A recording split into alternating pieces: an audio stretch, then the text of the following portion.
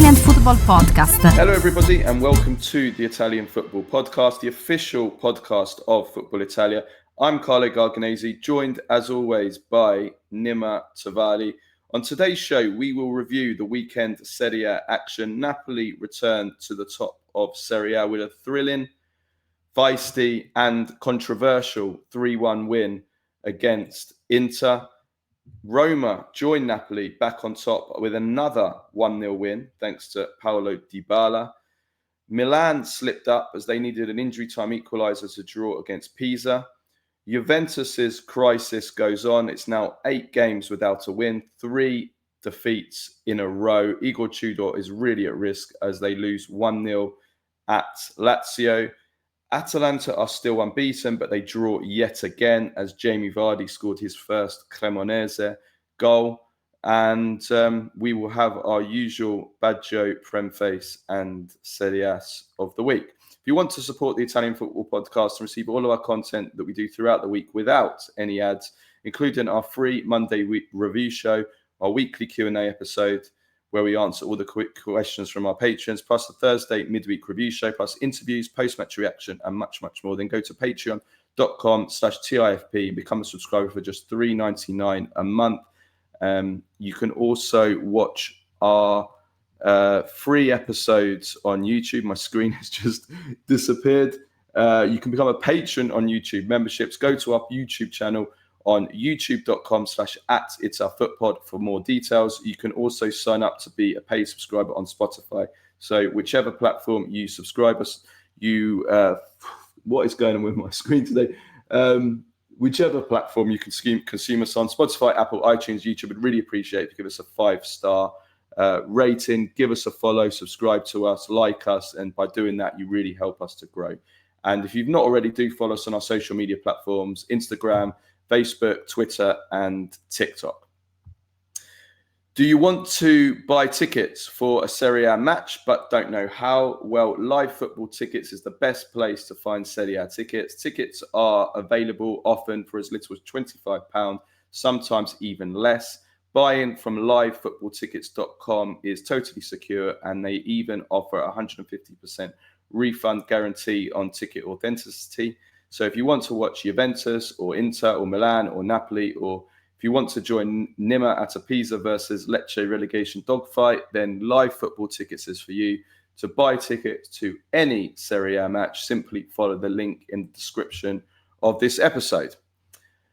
And this week's Monday episode of the Italian Football Podcast is brought to you by NordVPN. You've probably heard of VPNs before, but here is the deal. We use NordVPN all the time. It's saved me from missing Juventus's matches and all their defeats, and it saved Nima from missing Lecce's thrilling goalless draws in the Serie A relegation dogfight battles. And it's perfect if you want to watch content that isn't available in your region, whether you're abroad or just at home. And with just one click, I can switch from my virtual location to any of 127 countries. So when I'm in Italy and I'm in the village, which doesn't have any just about has internet, it's like teleporting around the world from my sofa. So yes, I never miss a game. It also keeps my personal information safe, hiding my IP and keeping the hackers away. Plus, one account works on up to 10 devices, so I'm covered wherever I am. Right now, actually, there's a Black Friday deal giving you 4 extra months free on the 2-year plan, and it's completely risk-free with a 30-day money-back guarantee.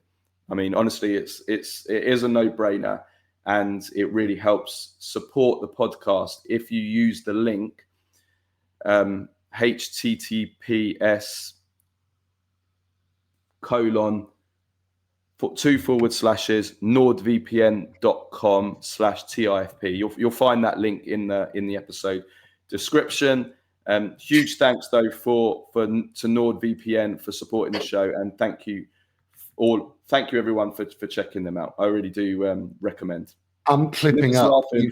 Why are you laughing? HTTPS:// Oh my God.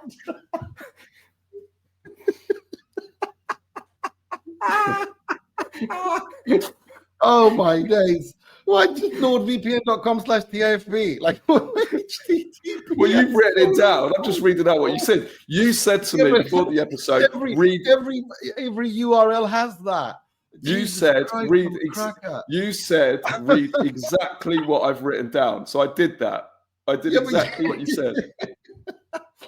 Oh my days, I'm crying here. Jesus. Next time, why don't you just write www? Why do you write HTTP? Because I thought you knew that. Oh dear Lord, oh Jesus. Oh my God. Jesus. Yeah. Okay. I'll tell you what, the internet on my computer is really bad. Is it chopping and freezing and stuff? Or no, it's not. You just look very, very bright, like you're in the sky. Yeah. Oh, well, who would have thought it? End of October in England, and the sun is actually out. What is going out? And the sun is back out though in Napoli, in Naples, after their win against Inter 3-1 in so much to talk about. Thrilling, controversial, feisty. So many adjectives. But let's talk about this first from the Napoli point of view. Then we'll come on to the Inter point of view. We'll talk about the penalty incident when we get to Inter. So first of all, the bottom line is like Napoli get a crucial win. Bad run of form, bad week. They lost to Torino, thrashed by PSV 6-2. Huge win for them. They rode their luck, no doubt about it, in the first half. They were much better though in the second half, and they scored some amazing goals. I want to start with the positive highlights with Napoli first, and I want to start with Scott McTominay, who believe it or not, there's actually been criticism of McTominay this season, which is unbelievable and shows how reactive people are. That just after a few games they suddenly start questioning a player. And I think he's shown, even though they lost to PSV, he scored 2 headers, and then he showed in this game really. There's nothing to worry about with Scott McTominay, which is I think what we said a couple of weeks ago when we reacted to all these questions. Scott McTominay is becoming a Napoli god. Can we call him Maratoma? No, stop. I'm calling him Maratoma. No, we cannot. I'm calling him Maratoma. Look, McTominay, that Wondergoal is it's insane. And McTominay has become now the ultimate big game player for Napoli. I mean, look at the decisive goals that he scored for Napoli in the title run-in last season. He scored 6 goals in the last 7 games of the season. He obviously scored that decisive goal on the final day that won them the Scudetto. He steps up in the big games when it matters. I remember he scored at the San Siro against Inter last season, and then he scores this unbelievable goal here. The volley, I can't describe the difficulty level. Anybody that's played like with the lights on in floodlights and that ball goes over your head, and he even said that he couldn't even see the ball when it went over him because it was so bright. Anybody that's played in floodlights will tell you that ball comes over your head that high, you lose the ball in the lights. It's so difficult. And then if you look at him, he was kind of off balance, and he watches it come over, it bounces, and he's not facing it straight on. And to volley that the way that he did, I mean, that is world class. That is absolutely world class. It's an unreal goal. And I think the entire move is world class. The Spinazzola's ball is world class. The anticipation that McTominay shows, his run, the way that he, like you said, he didn't see the ball, but he knew where it was kind of going, and his anticipation and his read of the situation was world class. The finish was world class. It was a wonderful move. It was a wonderful world class move, just all around. And it kind of shows that, what I was looking for going into this game from a Napoli perspective is, well, will they be able to react, Napoli, after that drubbing midweek? And they did. They reacted. That's the most important thing after a game like that, even more important than the result. once a coach loses a dressing room after a drubbing, then there's no reaction. Here there was a reaction. It was a Conte Napoli. It was feisty, it was gritty, they were fired up, they cared about this, they showed that they looked alive. They weren't good in the first half. Inter were all over them in the first half, and we'll get to that later. But the fact that they, again, big teams knowing how to suffer, knowing how to absorb, hanging on by the skin of their teeth, and the ruthlessness, the efficiency, that's what decided this game. Napoli were ruthless and efficient. Inter were not. And that's a problem for Inter, and that's a strength for Napoli. I think I'm not surprised. I can't remember. I think it was one of our patrons, and I'm sorry if I've forgotten your name. He tweeted at me and said, and I was actually thinking that, and I agree 100% with this. I think the fact that De Bruyne got injured and went off, and then we saw Napoli much more free-flowing. I think, of course, the game was conditioned by these big calls, and of course, how the game looked is because of the fact that Napoli were in the lead and Inter were chasing it, and so there was space to attack, and Napoli are good at that. But regardless of that, I think the fact that McTominay has started to shine, and when De Bruyne was off the pitch, he was at his best, as we've seen him this season. I don't think that's by chance. And one of our patrons tweeted at me and said, maybe, silver cloud, maybe this is a blessing in disguise, in the sense that, okay, De Bruyne is a fantastic talent. You'll always miss him. But with him gone for 3-4 weeks, now you can actually maybe see Napoli look more like they did last season, and you can unlock McTominay, which I think is an interesting point, and that's one I've been thinking about as well. But yeah, look, it's so funny, it's not just that he's becoming a god, it's again, well, more than that. I think that if we scratch the surface, I think it's again Antonio Conte finding players and putting them in a system and getting them to get the most out of them. He's really good at that. He does this time and time and time again. And Scott McTominay is just another one in a long line of players who nobody expected would be this good, but are this good because I would say the same. Yeah, say the same for Anguissa as well.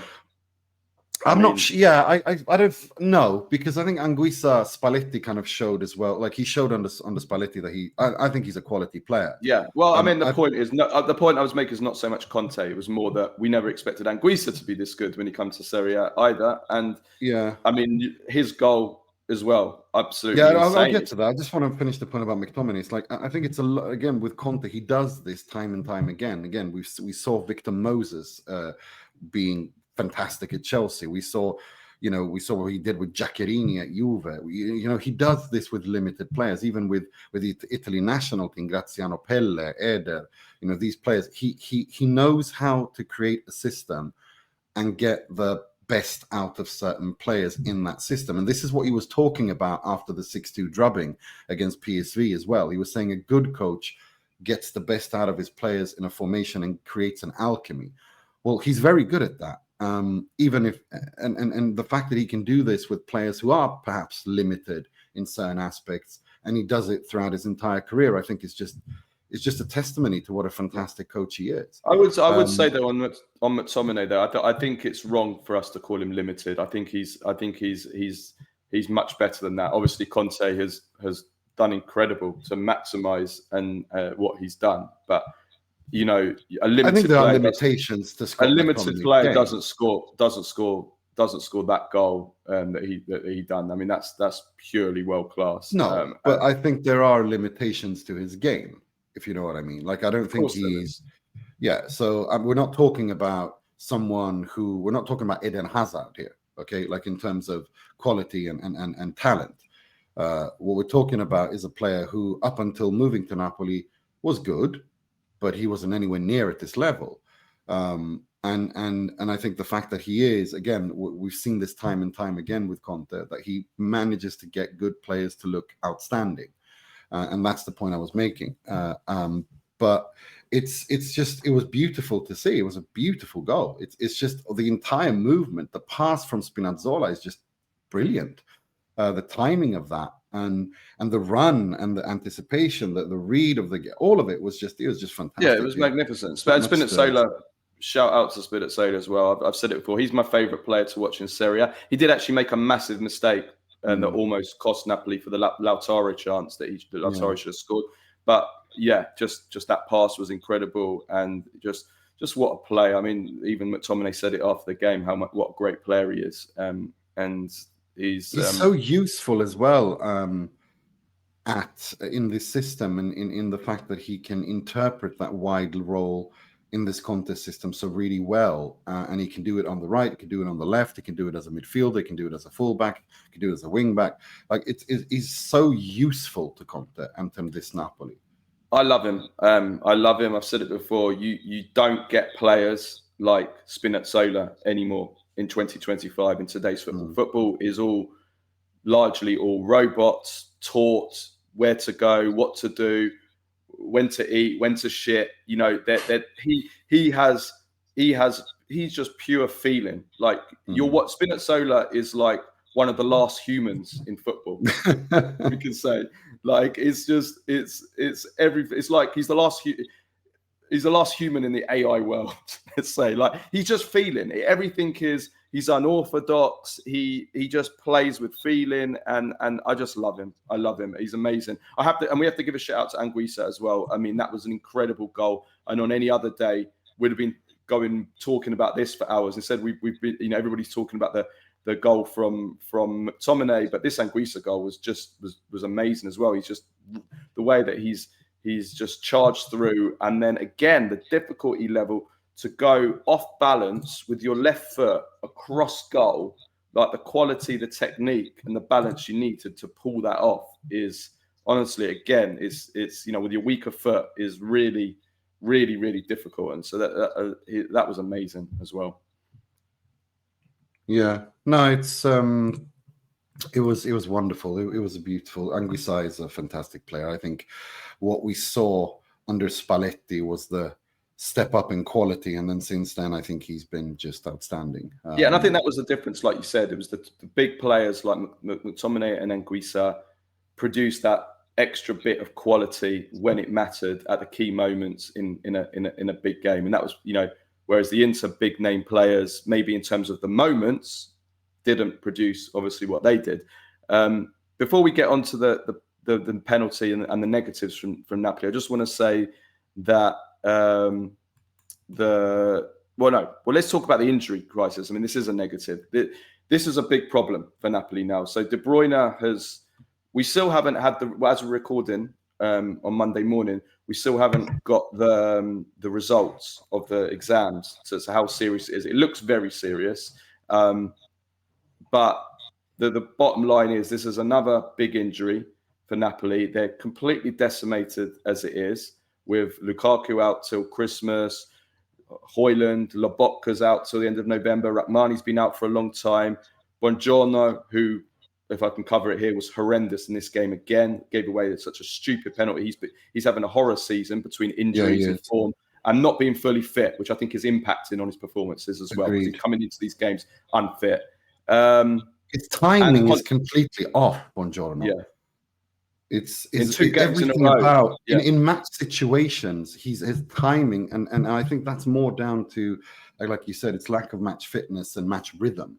It's not fitness as such as rhythm. He's just not going into these situations in the right way, and I think that's just because he's out of rhythm. But the fact that it looks so bad, he's making schoolboy errors. It's just, it's not looking good. Agreed. So all these players out or not fully fit because they're coming back from injuries, and then they're having to play because Napoli are decimated, and then you lose De Bruyne as well. Like you said before, maybe it might end up being a blessing in disguise. But the overall point is, Napoli are getting so many injuries, and this is a systematic thing. This is something that is going wrong there. Is it because they're playing obviously that's part of it. They're playing 2 games a week and they're not managing that well. Is that whose fault is that? Is that Conte's? Is it the medical team? Is it a bit of all of them? Probably. Again, comes down to what we've said about Conte, and reading on from their 6-2 defeat, is that Conte struggles to manage 2 competitions. I think there's no coincidence there at all, whether it's just him or him and his team struggle to manage two competitions because he obviously has a team that he generally works with, So, and I think that this is the latest because that shouldn't be happening. You shouldn't be. I'm assuming it's a torn hamstring. You shouldn't be tearing your hamstring taking a penalty.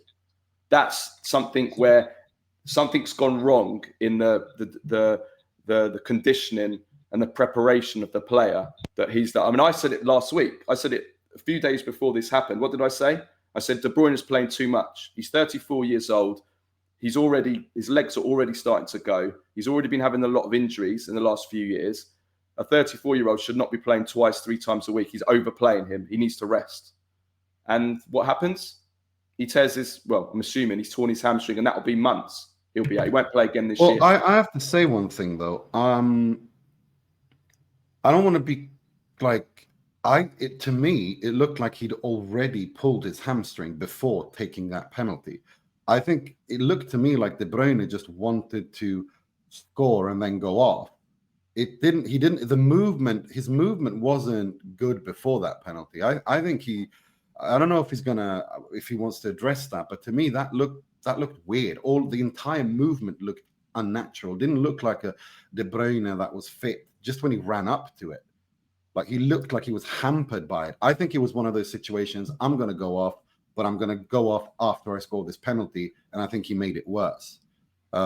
Because possibly he might have been feeling something and he wasn't sure. Could he run it off? I mean, I can't possibly believe that he pulled it already because pulled it, but there was something. There was some discomfort there. Possibly. Like now, I think he's pulled it.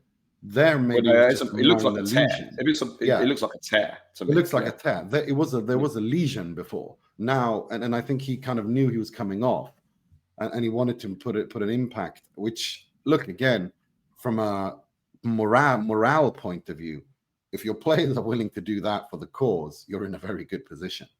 All these injuries are going to cost Napoli if they're going to cost Napoli. Well, now it's up to Conte to show his mettle. I'm sorry, but we have, we praise him, but now he has to deal with this. And I think one of the smart ways of dealing with this when Lorenzo Luca is so ice cold in terms of form is now you got to do some magic, Antonio. I'm sorry, but this is, you put yourself in this position.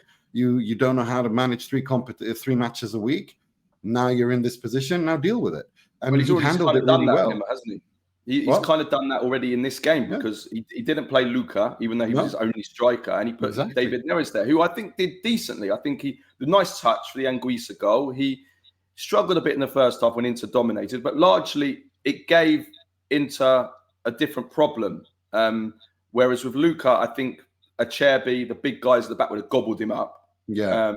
I think it gave a little bit more of a. So he's already kind of done that, hasn't he, Nima, by playing Neres? That's what I mean. They need to do it now, week after week, because they can't afford to not go through in the Champions League. That would be a disaster. That would be a giant failure. Yeah. Now he has to. Now their backs are up against the wall. They have to finish in the top 24, I think it is. And because I think top 8 is now out after that PSV thing. So top 24 he has to finish, and if he doesn't, it's a huge failure. It's a failure. But look, we'll have to wait and see. But now he has to show it again. Like I said, I don't want to repeat myself, but he has to show that he can do this. He started well against Inter. Well, now it's time to stringe I denti, as they say in Italy. Bite, let's move to Inter now, and let's talk about the incident which set the scene, does condition the game. So let's answer the question first. Was it? I'll give my opinion first, and you say, was it a Napoli penalty? Now, first of all, let me just say what the refs and the ex-professionals are saying.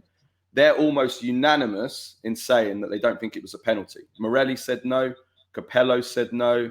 The ref and the assistant looks like they're both going to get banned. The Italian Referee Association said that it's wrong.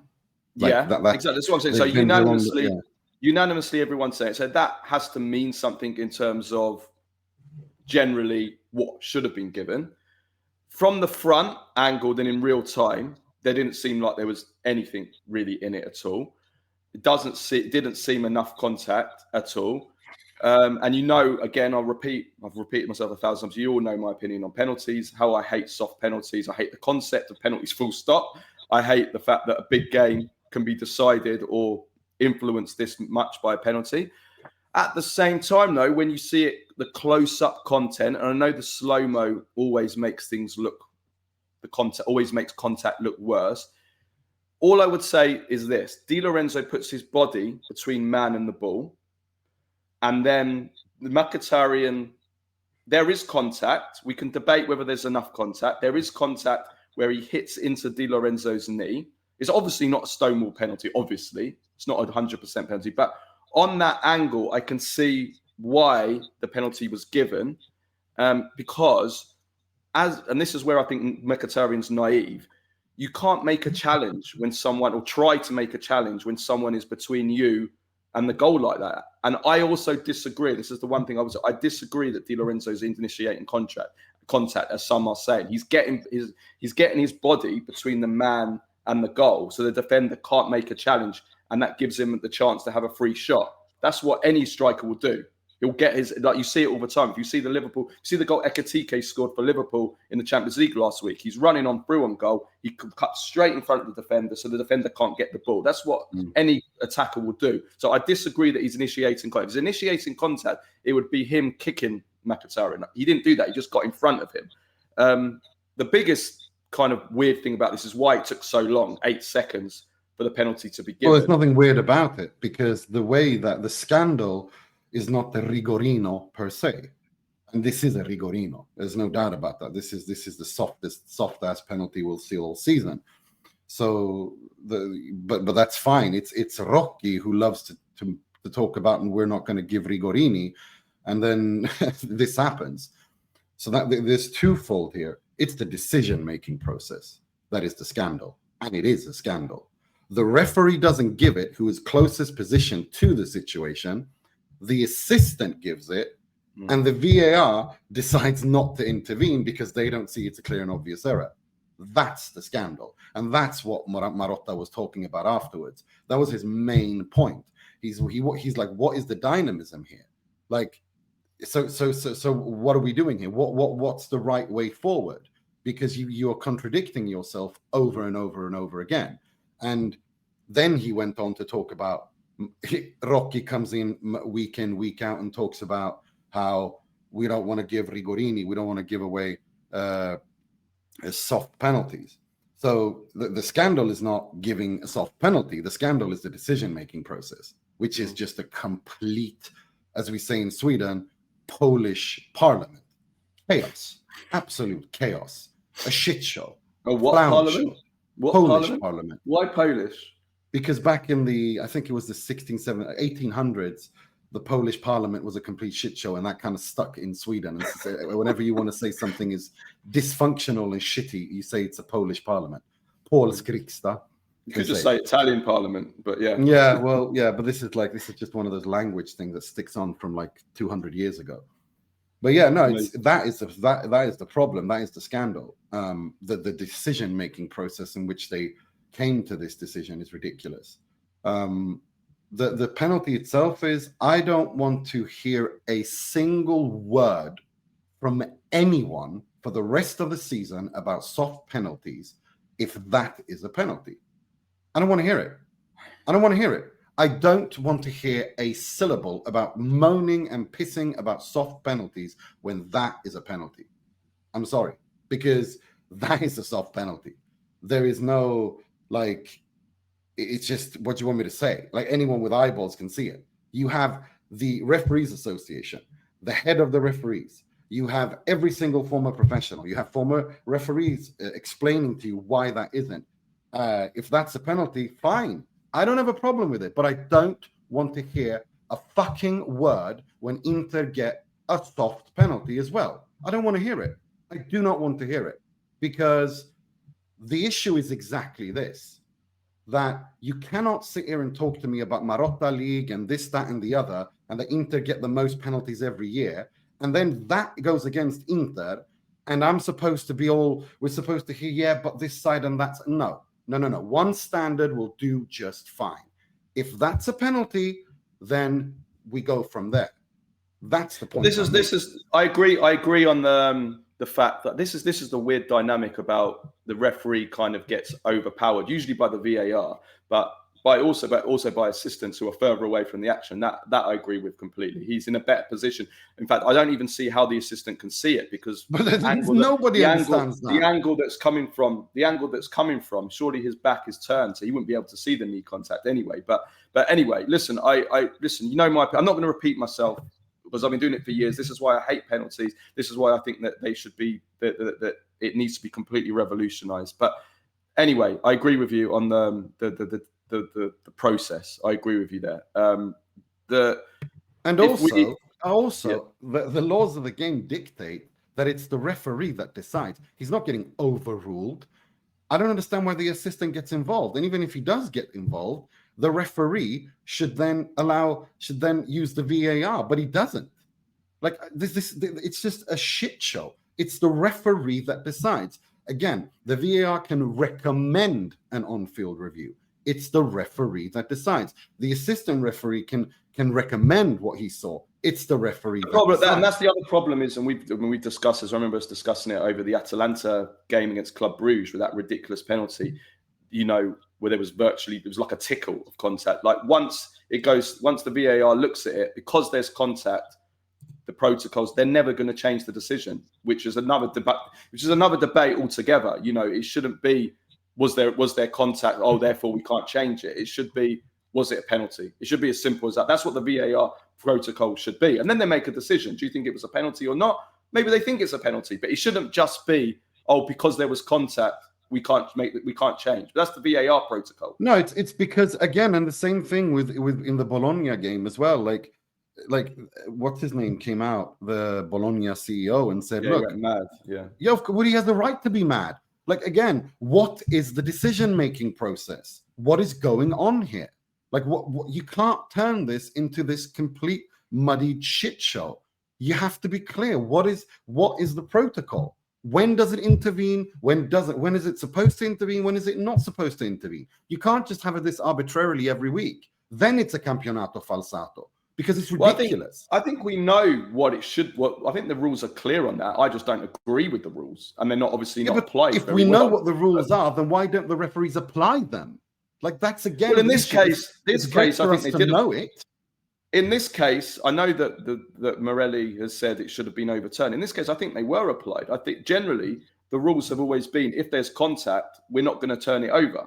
And that's what happened. There was contact. No, it's a clear and obvious error. What did the referee see? In what situation did he see it? Yeah. If the referee did not see it and the assistant referee did see it, then why the F didn't go to the VAR?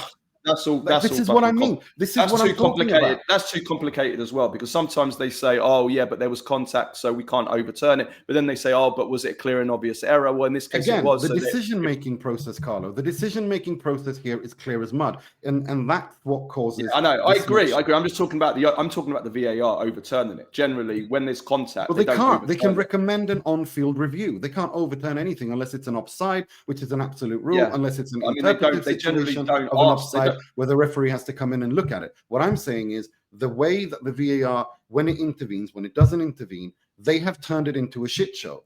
And Rocky should be sacked now. How many years has he been there? And it just gets worse year by year by year by year. He is not fit to run this organization. His referees don't know what the hell they're doing. Evidently, he doesn't know how to communicate to his referees what the law is and how. No, to be honest, instead, he sits and pisses and moans on TV and talks about, "Oh, this is wrong, this is wrong." It's your fucking organization. You're the one who should be making sure that this doesn't happen, and you do it time and time and time again. He needs to go. He's not fit for leading this organization. He's not. No, it's been a bad start to the season between the Juventus. It's been a bad career for Rocky. No, but I mean, this Serie A season, 25 years. This Serie A season's been shocking with the refereeing so far. With the Juventus game, which was a scandal, was the Milan one. There was more than Milan, for and against Milan this season. There's been other games. I mean, it's not been good. But anyway, look, let's move on from the refereeing. First of all, two things I want to talk about. First of all, first half, Inter were all over Napoli in that first half. They created so many big chances. Lautaro flopped, bottled this game. This was the old Lautaro. Big chance that he has to score, and then the other one where he flicks it wide, loses his head in the second half, which we'll come to in a minute. The chances from the corners, Bastoni, Dumfries one was a bit unlucky. I think that was unlucky, the one that hit the post, but certainly the one where Bastoni headed it, should have scored. I mean, Inter should have been at least 2 up at half time. This is there's two things here. The first thing is the lack of efficiency is what kills it for Inter, and it's been this is a long-standing problem. It was already a problem under Conte, and it continued under Inzaghi, and it's been going on now under Chievo as well. The efficiency is an issue. Inter create a lot but don't convert. That's a problem, and they need to address that. I think at this point you can't overlook that. Maybe you just need a tap-in merchant or something. I don't know what it is, but whatever it is, it's not working with what they've got in the squad. The quality doesn't pay off in terms of the chances they create, and it's not just Chievo, it's not just Inzaghi. It was under Conte as well. This has been going on for many, many years, and in big games, if you don't kill them off, you pay for it. It's as simple as that. But having said that, I actually think that my critique of the Chievo appointment was that, is he able to handle the pressure and everything that comes with it, and that are being at a big club like Inter? Well, I think to this game against Napoli, I thought the first half was the best I've seen under Chievo. I thought he was outstanding. If you take into consideration the level of the opposition, if you take into consideration the magnitude of the game, I can't ask for more from Inter in that opening 45 minutes. I thought they did everything right. I really think they did everything right. They were very intelligent and pragmatic in how high they pressed, and very cohesive in that press. They knew when to fall back. They knew when to push forward. They knew how to absorb the pressure. They knew how to hurt Napoli. And they hit the woodwork twice. Lautaro misfluffed the chance, which he should be scoring. They were really good. I can't ask more than that from a coach. And then, of course, in big games, when that are conditioned by calls that turn the game on its head, it is what it is. However, what I do think is a problem, and again, maybe that's an experience thing, and that is the way that this penalty situation disrupted Inter mentally. That, to me, is not good enough. That I need a manager to be able to handle. The fact that it completely disrupted how Inter behaved and mentally just completely threw them off suggests to me a mental fragility which should not exist at Inter. Not this group of players. Lautaro, Barella, Bastoni, Çalhanoğlu, these guys should not be this mentally fragile, that a bad call just throws everything upside down. And even Chievo admitted himself after the game that we lost our heads in the second half. And I think that's true. They did lose their heads. And he wasn't able to handle that. And that's where the experience of a big coach who knows how to handle these situations in big clubs comes in. And Chievo doesn't have that experience. But then again, this is a learn. You have to understand that when you appoint a coach to learn on the job, you have to allow him to learn on the job. And that's what we see now. How does Chievo move on and handle this moving on? His way of handling is, he was very clear after the game. He said, I don't get involved in these discussions. I don't want to hear about him. I don't want to talk about it. I don't think it's interesting. I want to, what was it he said? He said, I want to instill values in my players that are more important. And that's fine. But then he basically says, I'm not, that's his decision. Well, now he has to deliver the results that comes with that. Everyone is entitled to make their choices, but then you have to also deliver the results. The fact that he was unable to control the players mentally for most part of that second half was an indictment on him. Yes.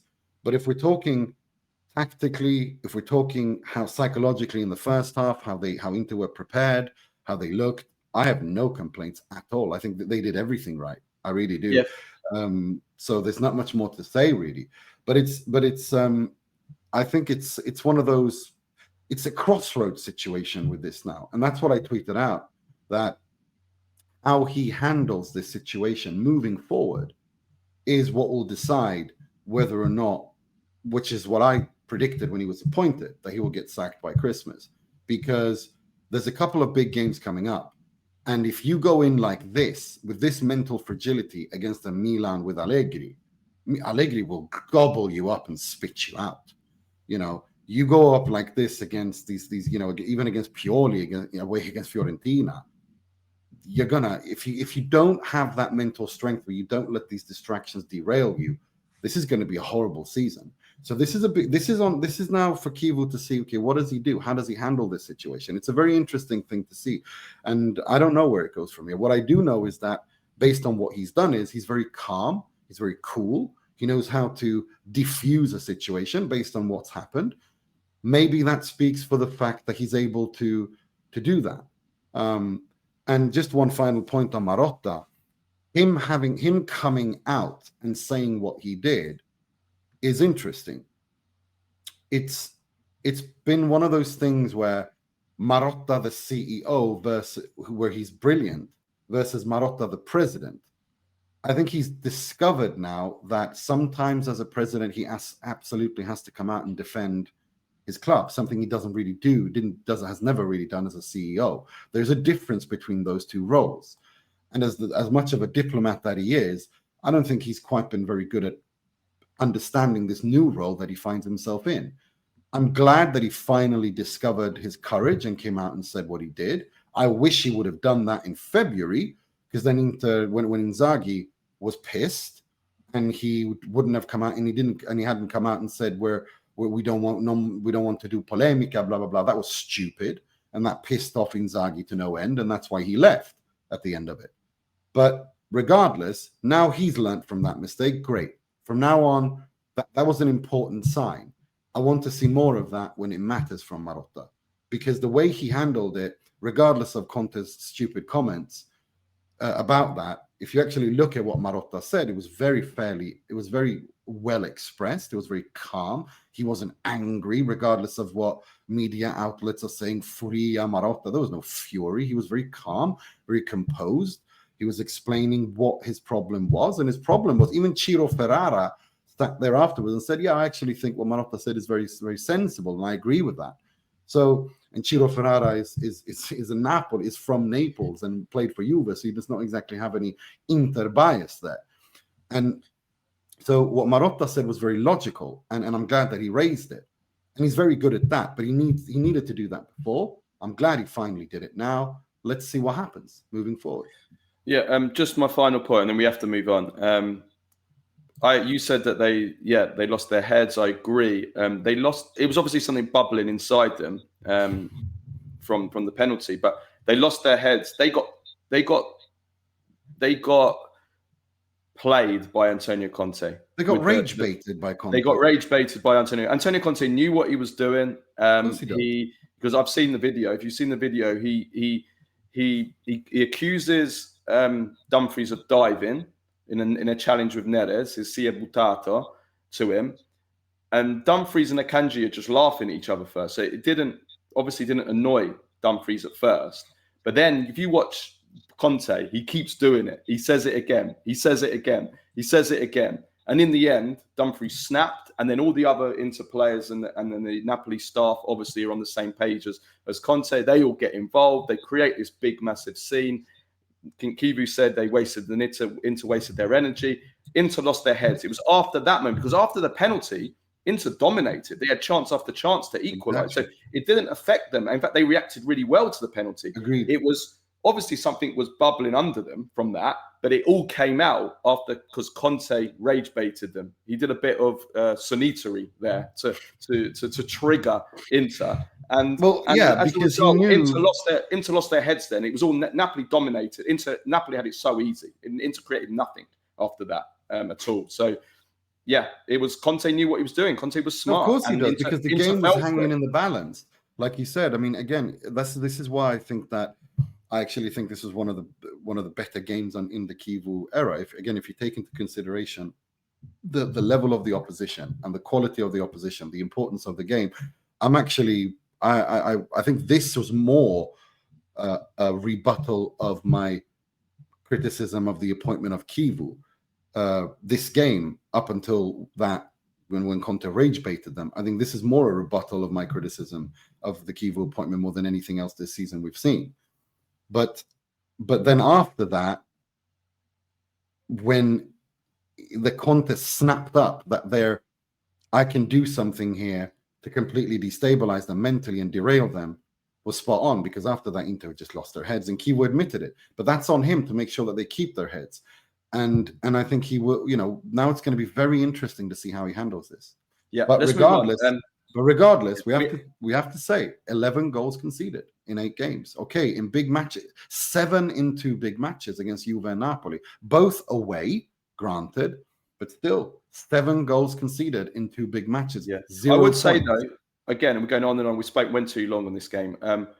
Inter have had by far the hardest start to the season. They've already got 3 of their biggest, toughest away games out of the way, and they're only 3 points. So I think if you look at it as a whole, Inter are in a good position. They've had a really hard start to the season. They played Juventus away, they played Roma away, and they've played Napoli away, and they're only 3 points behind. So I think they're in a. I think if you just said at the start of the season, that definitely a positive, and that's something that. Let's move on. We have to move on. I'm really interested in. Let me just finish. I just really, for me now, it gets interesting to see how Kivu handles this. I'm more interested in seeing how he handles this Inter losing their heads thing more than anything else. It's going to be very interesting. Okay, Juventus. The big question. Juventus. It's a disaster for Juventus. They lose again, 1-0.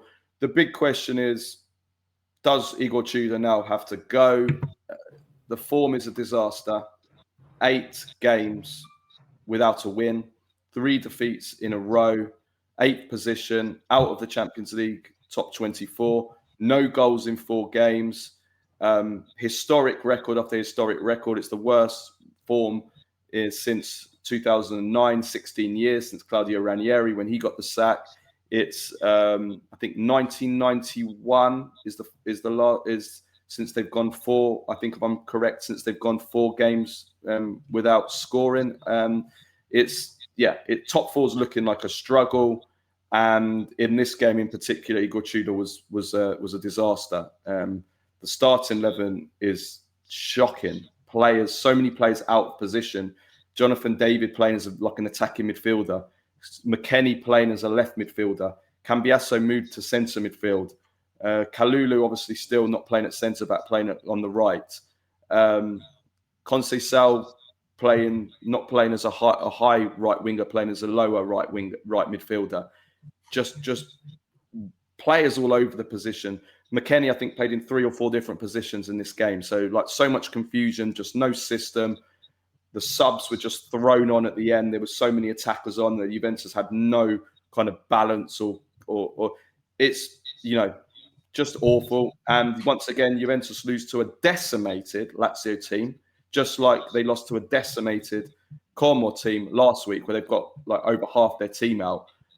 So for Tudor, it's not good. It doesn't look good at all. I think he probably has to go. From what I understand, it looks like he's going to get probably the next game or the next 2 games this week. They've got a decent calendar, Cremonese and Udinese. He might be lucky enough to get those games. But he's not up to the level. But at the same time, there's a bigger problem. As I said last week, it's gone viral. Elkan needs to step down from having anything to do with Juventus. Someone needs to be put in charge, whether it's bringing back Andrea Agnelli or bringing someone there that knows what they're doing to run the football operation. The people, again, the appointment of Comoli is not looking good. The transfer market was a disaster. He failed at Liverpool. He didn't do great at Spurs. He's only done well with small French teams like Toulouse, Saint-Etienne. So again, when he's been in a senior position, and do we trust this guy to be the guy running things? I don't know. Not really. In my opinion, this Juventus is the worst Juventus of my lifetime. This Juventus is worse than the 2009 to 2011 Banter era team. And I'll tell you why. First of all, the numbers say it. They've gone 8 games without a win. That's the worst winless run for 16 years. That's before that banter era started.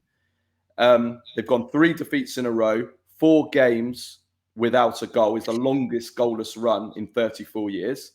Player for player, this Juventus team is worse than the banter era of 2009 to 2011 that came 7th twice. Yes, that team had a lot of older players who were way past their best, like Cannavaro, like Camoranese, Trezeguet, and they had some jokers like Armand Traore and Leandro Ronaldo who were also getting some game time. So I'm not saying that wasn't a bad team, but the difference is this. That banter era team, 2009 to 11, it at least had Buffon, it had the BBC in defence, it had Marchisio, it had a group, a core that could be built around.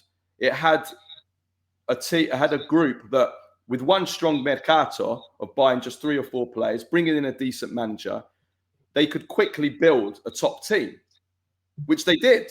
They did that. In one good summer in 2011, they built a team that won the Scudetto. This team right now, it has no strong departments. It will take years to build a strong team. It won't take one mercato because this team right now, if you want to have some positivity for Juventus fans and say, right, who can we build around this team? There's 2 players. There's Yildiz, there's Thuram.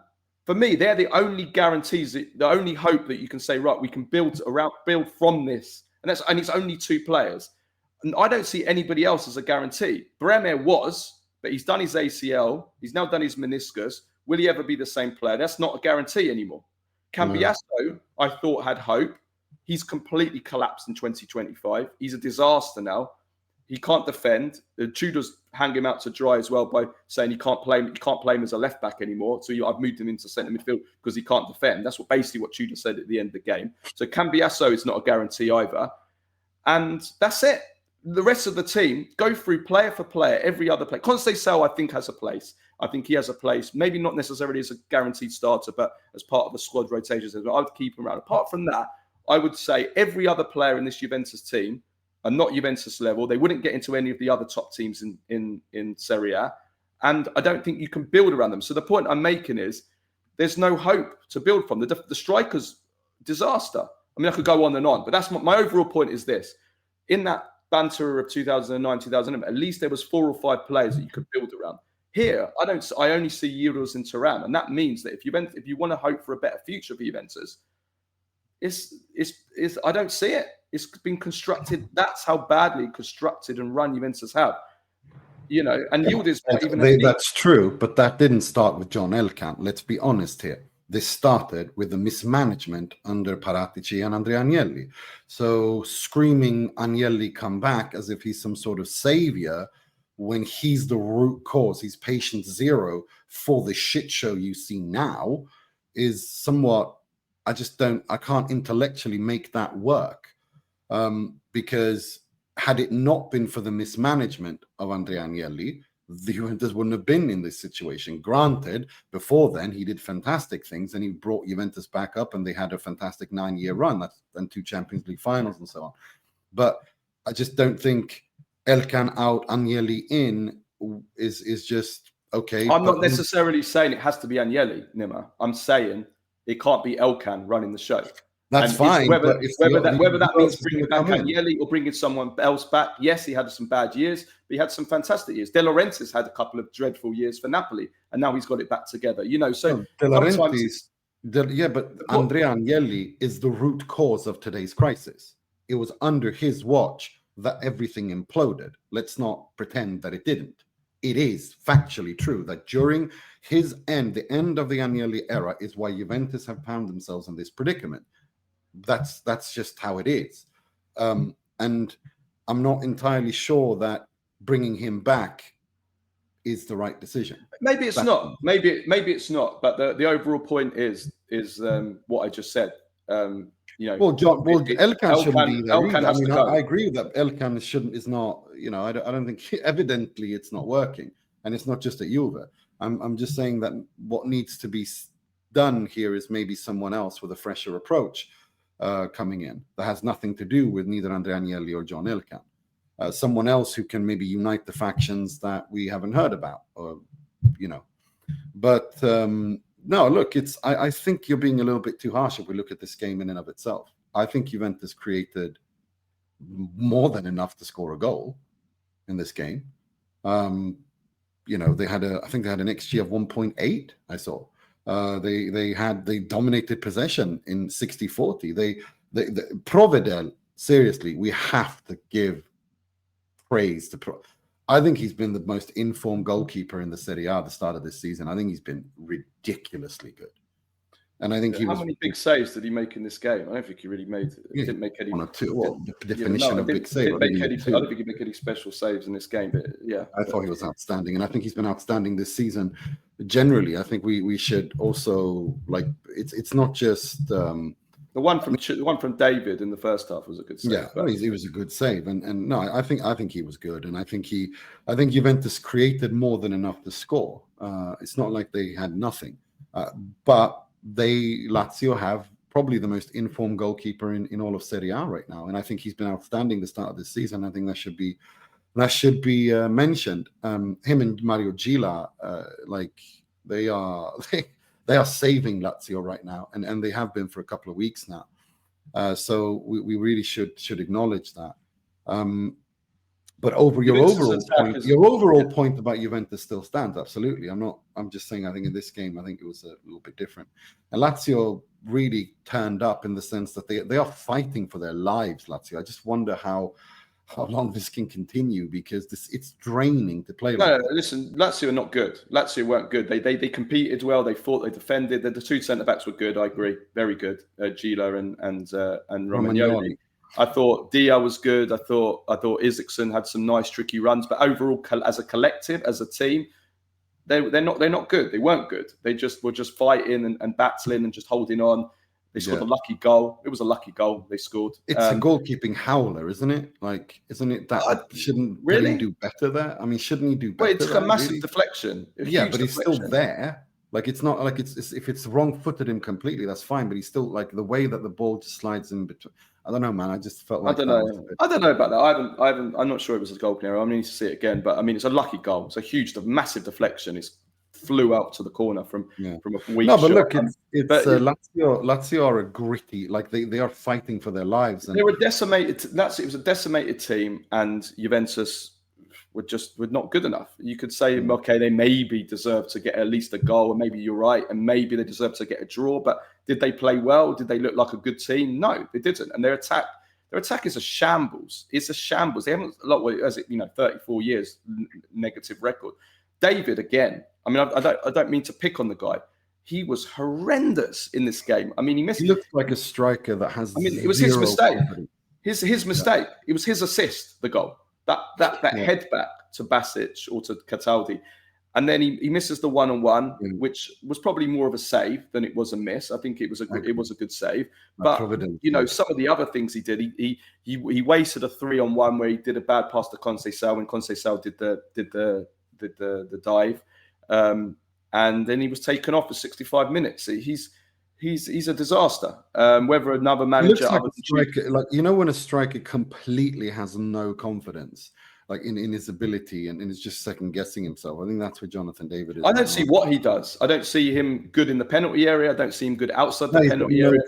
He's got nothing. He's offering nothing at all. I don't know whether another manager. Bad for the guy. I really do. I think. I don't watch enough Liga. I can just say that from what I saw of him playing at the World Cup, playing in some games from Canada. Obviously most of Canada's games are against weak opposition, and so the games I saw of him for Lille in the Champions League, I never thought of him as a top player, and I said that. But we'll see. We'll see if a new manager can get the best out of him. Vlahovic was again disaster in this game, despite putting in effort. And Openda made a bit more of an impact, but again, he's got no goals in 6 months. Juventus their Mercato's been disaster.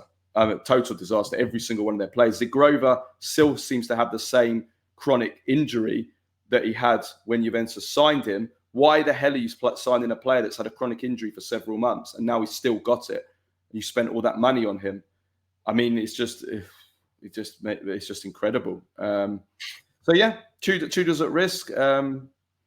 And we'll But see. we have to. I mean, I want to praise the character that Lazio and Sarri showed here in this game. I really think they deserve to be praised because they're really hanging on by the skin of their teeth here, and they're really fighting for the shirt, and they're really fighting for the cause and each other. And it's such a difficult decision, the situation they're in, and it's just now you got to give credit where credit is due, and to see Mario Gila and to see Provedel, especially Provedel, really fight for the shirt. I think Provedel has done enough now to be called into the Italy squad as a third choice goalkeeper at least. I think he's been outstanding. I think he really deserves it. I mean, him and Carnesecchi behind Donnarumma is what I would go with right now, because I think form, when you perform at this level, when you perform so well for during a period of time, I think it should be rewarded. And I think Provedel, I don't know. Yeah, I don't know whether I would go that far. Carnesecchi definitely. Carnesecchi deserves it. Although having said that, if we're talking about form, Vicario's been unreal. I mean, I don't know if you saw his performance in the Champions League. I don't like Vicario, by the way. I'm just saying. But I know. Carnesecchi, I agree with. Provedel, I don't know. I mean, Provedel was out of the team last season, wasn't he? And then Sarri's kind of brought him back, and that was criticised. But I guess he's done well. Right, Milan. Milan will be kicking themselves after seeing the results elsewhere, and to draw 2-2 with Pisa, and only just. In fact, they nearly won it. They equalised the 93rd minute, and then Salamakers put one just wide in the 99th minute. This was another crazy game, thrilling game. It's really weird, Milan, this season, because they've been so good, yet they've slipped up against Cremonese at home, lost 2-1, and they've slipped up against Pisa 2-2. A Pisa team that I think they scored 3 goals before this game. Very, very strange. I would say what let them down was Allegri, the ghost of Allegri passed. Why the hell they're just sitting back, holding on 1-0 and not going for the second goal? Was we have to criticise Allegri. That's the worst of Allegri. That's the old Allegri that against the stronger opposition, fair enough, but just holding on for a 1-0, not trying to attack in that second half, that come back to bite them, because then you risk conceding a stupid penalty like they did. And also let down by defensive errors. They've been so good defensively this season, Milan. I think they had 6 clean sheets in 9 games before this match in all competitions. 2 goals conceded in 7 before the game, since that Cremonese game. They had conceded, I had these notes written down, ready to use them while they were 1-0 up. And now I'm going to use them because they're so good. They'd conceded less than 1 XGA, 1 expected goals against, every game this season, except the Napoli game. That's insane numbers, by the way. So I was about to say the same thing. I was about to say, well, okay, not a great performance, but, you're not conceding any chances. So you're going to keep doing well. But then the last half an hour, they just, I don't know. I'm sorry, but we can't blame Allegri for one of the most, you talk about refereeing shit shows.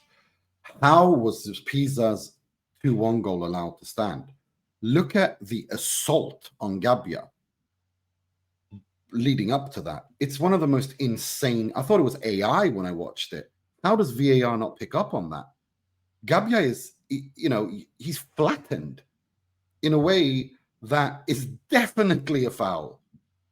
That's definitely a foul. Akin Samiro plays a lovely ball. It's a good finish by, Enzola, but Jesus Christ on a cracker. Like the way that Gabbia, the reason the ball even gets to Gabbia, to Enzola, is because Gabbia is destroyed. He's run over like a tank is run over him. You can't do that on a football pitch. How does VAR not intervene? Well, if the referee sees that, he has to blow his whistle. And if he hasn't seen that, the VAR has to intervene. It's just insane to me. And similarly for Milan's 2-2 goal, I mean, there's 5 players in offside position impeding the goalkeeper's vision. I mean, it was embarrassing. But which goal? The Akatame goal you're talking about? Yeah, the 2-2.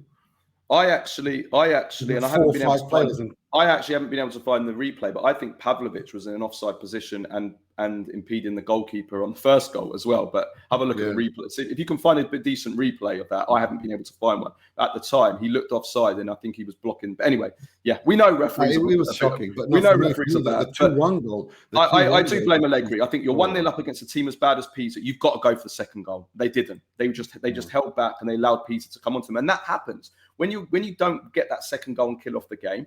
You're always at risk of a stupid penalty, getting given away a stupid penalty, or a referee mistake, or something like that. That can happen. It's different if you're playing. So I do blame Allegri for that, and I've praised him loads this season. You know, I've praised him every game. I blame him in this game, and I know I've spoken to a lot of Milan fans that said the same. Why didn't we go for that second goal? So yeah,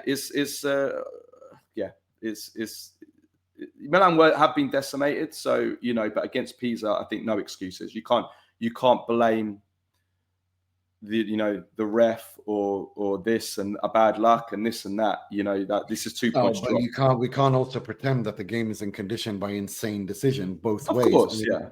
It was just shocking refereeing all around. This weekend was genuinely one of the worst weekends I have seen in the Serie A from the referees. It was just game after game after game was just a shit show, complete shit show. It was horrible.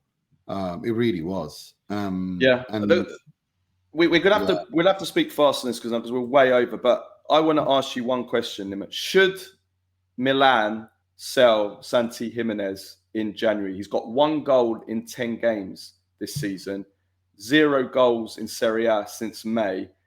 And he's not taken his chance with some of these injuries in attack, with the failure to buy a number 9 in the summer, which we know they wanted to sign a number 9. And Leao's kind of been playing up front with him since he's been back. And Leao scored again, although he should have buried that second chance to make it 2-0. And or was it 1? Or was it a 1-1? I can't remember. But he had a big chance where he hit the bar. I think it was at 1-1. You got to put that away. You can't.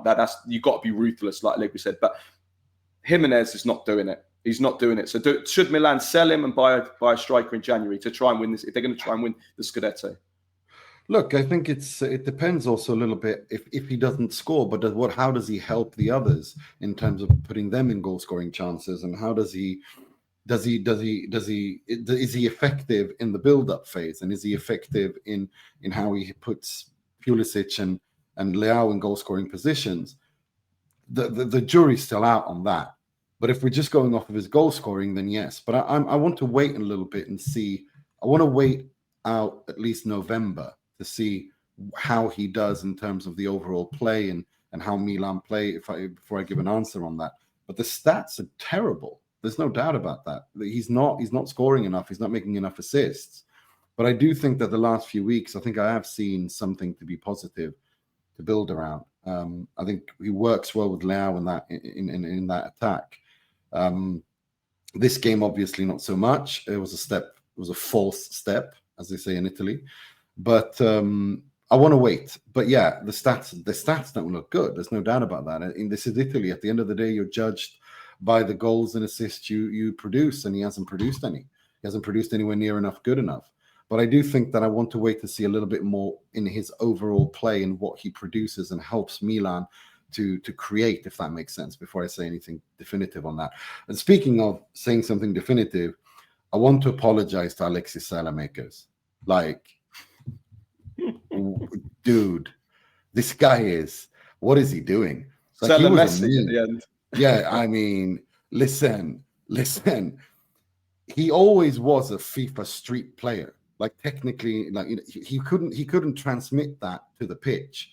We always knew that, you know, the technical ability. He's a magician with the ball when he makes these skill things. Like, he's ridiculous, and he's got such a low center of gravity that he can so easily shift weight, and he makes these double foot dribbles.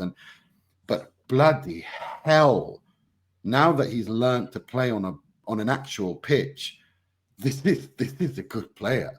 Like, you know, this is a very gifted player. That's all I'm going to say. Like, had he scored that, what the hell? I mean, he's not far off.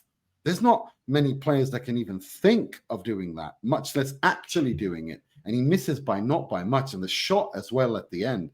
Listen, I want to apologize to Salamakers. He's not a lord by any stretch of the imagination. He's a very technical player, and yeah, he's having a great season. Yeah, let's talk about Roma.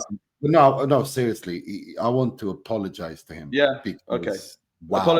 Apology. I'm sure he'll accept it. I've interviewed him. Seriously, if the only thing is now is if he can actually start converting more, then we're talking about a Serie A top player. There's no doubt about that. The technical ability is ridiculous. It's difficult. The things he does are really difficult, and it's just wow. Now I'm impressed. Yeah, he works hard as well. Let's talk about Roma, who are joint top with Napoli after another 1-0 win. It's their 5th 1-goal win in Serie A this season. 5 of their 6 wins have been by a goal. I think 4 of them by 1-0. And they just about beat Sassuolo. I mean, I don't know what to say. I love Gasperini going Mourinho in 09-10. He just 1-0 his way to the top. It's like, now it's becoming a thing where, well, are they going to win the Scudetto? Like they're thereabouts, and it's like it just feels so ridiculous. What's ridiculous is they've got the best defensive record in Serie A. How many goals have they conceded this season? 3, I think. 3 goals they've conceded in 8 games. That's actually 3. Yeah, let me check. That's actually insane. 3 goals in 8 games. But listen, we have to say that defensively, like we criticize them a lot. I mean, Ndika, we know is a top player, and I think can play at a higher level than Roma. But Mancini, I don't want him anywhere near the Italy team. Okay, stay away from Italy. But for Roma, he's been becoming like a new symbol for them, a real symbol for them under Gasperini. He's been so good this season, so commanding. He made one fantastic goal-saving challenge in this game. I can't remember. It was in the first half. I mean, he's outstanding. He's been outstanding. So Roma have defended really, surprised really great. by that? I mean, Gasperini was the guy who launched his career to begin with at Atalanta. So I'm not surprised by that at all. And Ndika is a fantastic player. I really like him. I've always rated him. I was pissed when Inter didn't go after him. He was available on a free transfer and you're looking for a defender.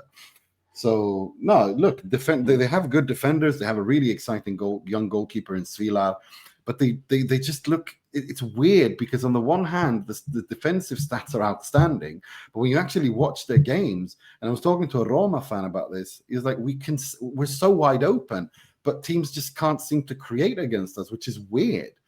And then they still continue to win 1-0. I mean, I don't know, man. I don't understand what's going on. And it's funny because they just continue to win, and it's nice. They're playing against Parma next now, which will be pure terrible. So we'll with Mikel Artetanyahu's disciple as the manager of Parma, we're definitely going to get terrible in that. But I mean, listen, I think that Wesley was really good in this game. He should have scored I actually think in this game Roma should have killed off the game. They had it wasn't like they were just holding on to the 1-0. They were pushing for the second, and they should have closed the game, but they still won. The other talking point is Dybala was the false 9 again. It hasn't worked in the last 2 matches he played there, 2 losses against Torino and Inter. But Gasperini tried it again, and it worked this time. He scored the winner, and probably another message that they're going to try and sign a number 9 in January, I think, because I think Gasperini's pretty much given up, it seems, on Ferguson. Maybe too early. Maybe, I don't know, maybe he should have given him a bit more time because he started well, and then it just seems like the first sign of trouble he had, Gasperini's just given up on him. So, I don't know. We'll see. And then Dovbyk, we know Dovbyk is just not suited to Gasperini ball. But Dybala did it, and Sule got a rest, and like Napoli, they need to also start doing something in Europe because they're already we haven't spoken about this. They're already 2 losses in Europa.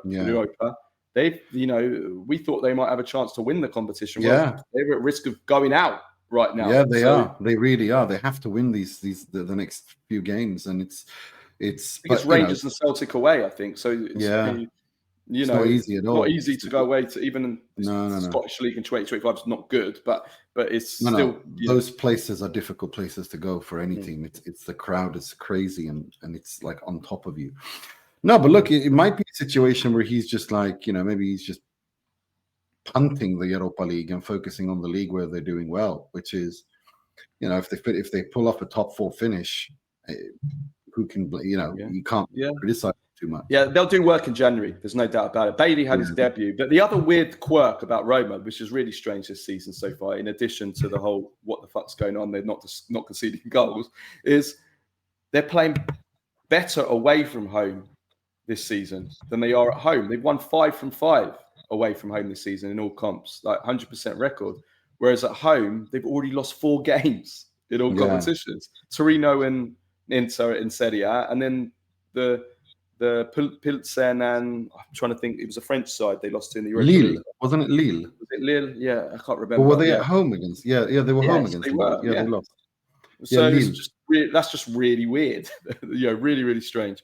But yeah, they joint top. Atalanta though can't score, and they can't win. They're still unbeaten in Serie A, which is insane. But they've only got 2 wins and 6 draws, which is mad. And they've got 4 draws in a row now in all competitions.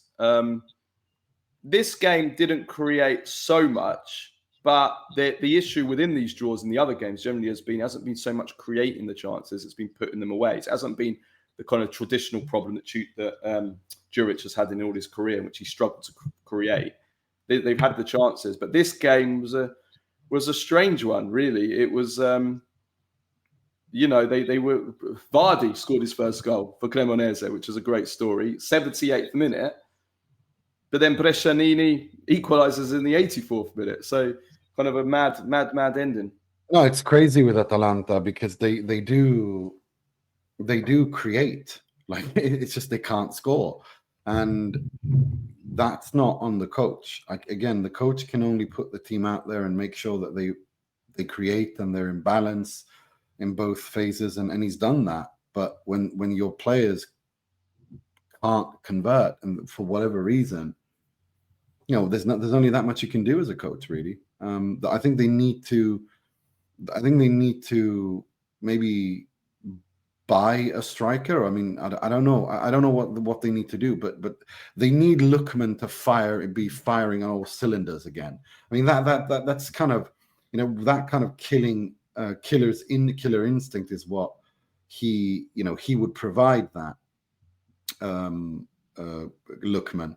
But we all know what happened. Well, I think Scamacca's back now, Nima. He came on as a sub, and I think now we will see if the numbers start to improve, because I think that probably Kristovic, who actually started decently, has really fallen off badly in the last games and starts to show his limitations maybe at this level. Certainly has in the Champions League. So I think Scamacca's back. If he can stay fit, hopefully he can, and start to build, then maybe we'll start to see a difference there. The rest of the fixtures, Nima, Parma nil, Como nil.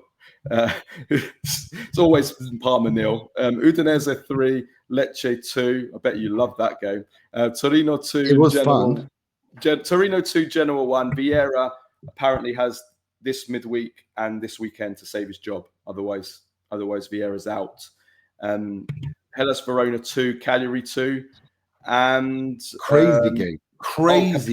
Caprile in that game. Oh my God, the saves he made. Did you see them? Unreal. Insane. He's been unreal. For me, he's been the best goalkeeper in Serie A this season. Yeah. So far, Caprile. In terms of the best saves, I'd say him and what's his name, Sassuolo goalkeeper Muric have made the best saves I've seen. But in terms of the most spectacular saves. But his overall form is outstanding. Fiorentina 2, Bologna 2, an insane late comeback which saves Pioli's job. I think they're gone. I think he's gone if they lose that game. Yeah. Keane penalty in the 90th minute. A lot of controversy though, as we mentioned before, about the penalty in that game. Penalties. It's like, again, well. It's like Bologna weren't given one, and like for 3-1, and like it's just it's again the lack of consistency of when the VAR is used. How is it supposed to be used? When is it going to be intervened? How is it this is what's causing the chaos, and it's all on Rocky. He's the head of that organization, and after God knows how many years, he still hasn't been able to get that sorted. then he needs to piss off. Sorry, I'm laughing because I've just seen what the Premface is going to be. I'm just laughing already. Okay, right. Listen, there's a midweek round this Serie A. We're not going to preview it now. We're going to preview it in our Q&A show, which we're recording later today, and which will go out on tomorrow, Tuesday. We'll go out on Tuesday. Okay, so we're going to preview. There's a full calendar: Tuesday, Wednesday, and Thursday. We'll preview it then. So if you want to listen to our preview of the midweek games and all the questions that we answer from our Patreons, then patreon.com/TIFP, become a subscriber to all of our content for just $3.99 a month. Indeed. Right. Let's finish with Baggio, Premface, and Serie AS of the week. Okay, Baggio, Caprile, I wanted to say. And we just Caprile, but Scott McTominay. And Scott McTominay as well. That finish is just, like it's stunning. It's sometimes you just gotta, tip your hat to the opponent. And Scott McTominay's finish is just simply world class. The entire move, Spinazzola's ball, again, McTominay's read of the situation, his anticipation, his timing, world class, brilliant, fantastic. And Premface of the week there. I didn't see this, so you're gonna have to. I don't watch that network at all because I don't have a fetish. Like I'm not into harming myself, and so I don't watch that network. And because every time I do watch that network, whenever someone sends me a clip, I bleed from the eyes and ears. But this apparently, Jamie Carragher had tried to pronounce Alessandro Buongiorno's name. And it's pure comedy. Like, I don't know how to, like, just go and watch it. Like, it's just Jamie Carragher trying to pronounce Buongiorno's name is. What is it? How did he say it? I don't speak Scouse and I don't speak Carragher, so I have no idea how to pronounce that. But I'm just saying, go and watch it. Like, he's trying. The way he pronounces that surname is just chef's kiss. It's just, I don't know. I don't know what to say. Like, literally don't know what to say. Yeah. Well, if you've got an Italian name like me and you've been in England your whole life, you've been to school,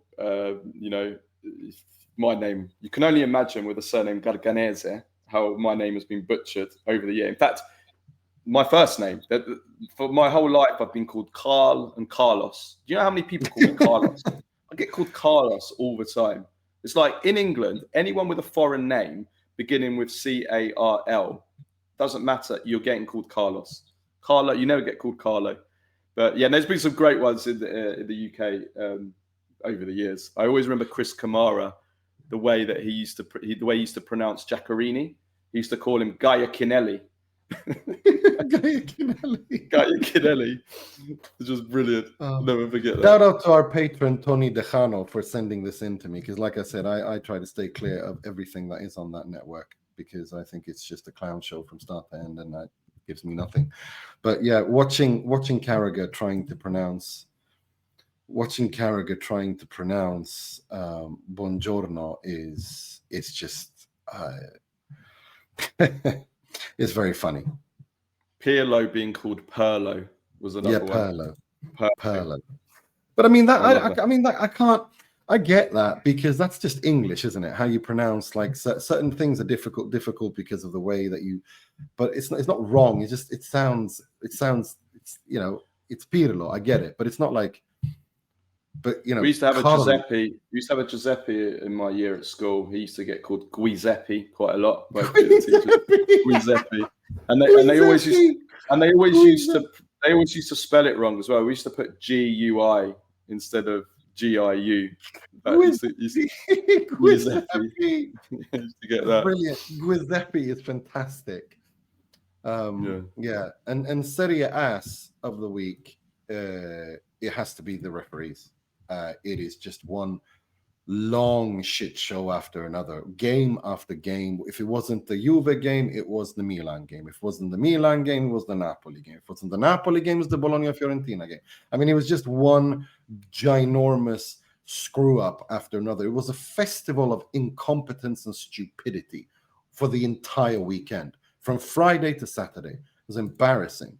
And they're all getting suspended too, which is hilarious. So, who's going to be the referee next in midweek, because they're all getting suspended because of being absolute shit.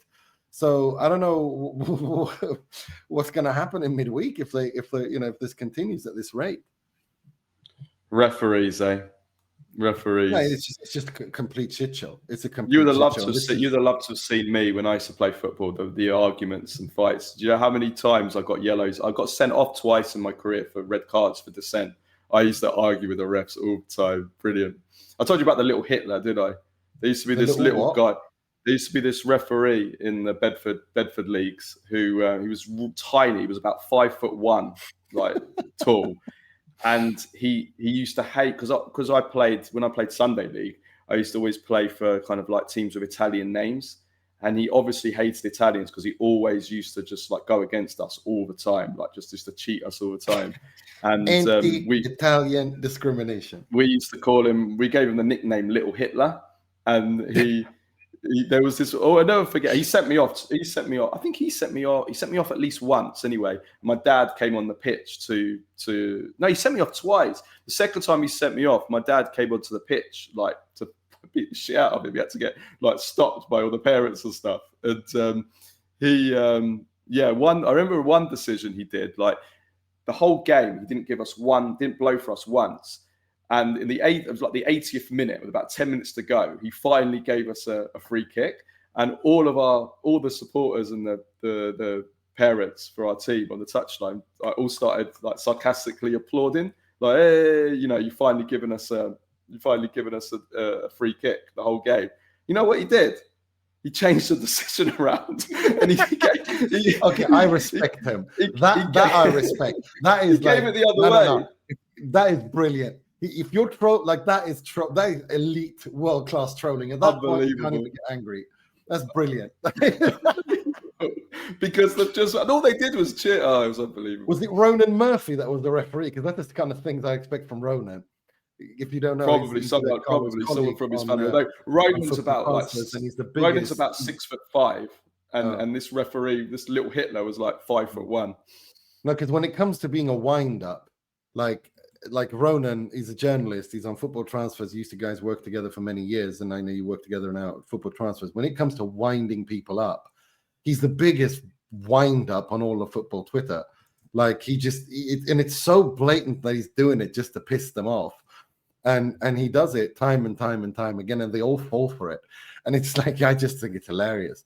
It's the biggest wind-up merchant there is. It's so funny because you can just see him doing it. And that's why I'm thinking, like, if I can imagine if you were a referee and you were in one of the teams, that's exactly how he would go about it. Yeah, he would. This little Hitler actually ended up retiring from football because he got assaulted in a game. So I shouldn't laugh about that. But yeah, he got assaulted in a match. And my dad actually saw him like a few years ago. This is sort of like 15 years after we last saw him in Sainsbury's, like shopping. And he said he hid. He was like hiding from my dad. Like obviously still scared of my dad. Traumatized. Yeah, traumatized because my dad can run onto the pitch. I can't imagine why he didn't like you when you called him Little Hitler. I can't imagine why that would piss him off. Jesus, Carlo. He deserved it. He deserved it. Anyway, right, let's leave it at that. That's a good, like, that you're going after someone when you call them Little. He didn't look too dissimilar to Hitler though. He didn't have the moustache, but he had like black hair and there was his face. Yeah, he looked like Hitler. Is that what you mean? Not too dissimilar, which is part of the reason why we called him that. But it was also because he was, and he was short, and so you had to make sure to bring little as well, just to like properly like press his buttons. Yeah. Oh, dear Lord. Yeah. Anyway, right. Let's leave it at that. So yeah, we're back for the Q&A, which will come out on Tuesday. Tomorrow. We'll preview the fixtures for the midweek Serie A round, and then later in the week we're going to do things slightly differently this week. we're going to do reaction pods to a couple of games because we're not around on Thursday. So we're just finalising which matches those will be. So you'll have me doing a reaction on one of those games, and Nima's going to do a reaction on the other game as well. Okay, great. All right. Thank you everyone for listening. Have a great week. Ciao, ciao.